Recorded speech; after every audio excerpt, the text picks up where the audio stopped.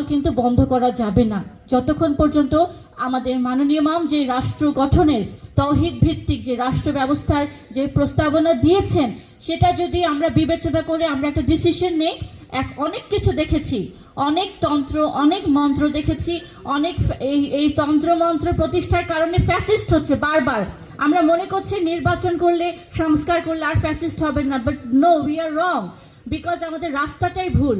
রাস্তাটাকে divert করে আসেন, let's take the correct route, এবং আমরা আমাদের বাংলাদেশকে দিয়ে ইনশাল্লাহ শুরু করব।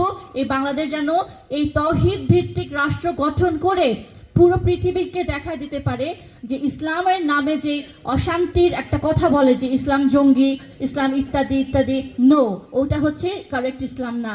রাইট ইসলাম প্রতিষ্ঠিত হলে শান্তি, সুবিচার, মানবাধিকার, নারীদের সম্মান, নারীদের অধিকার সবকিছু নিশ্চিত হবে।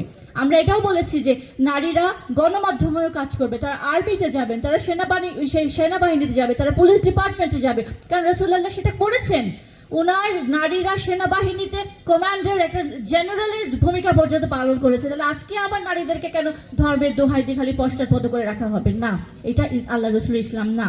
কাজে আমরা সঠিকটা তুলে ধরেছি।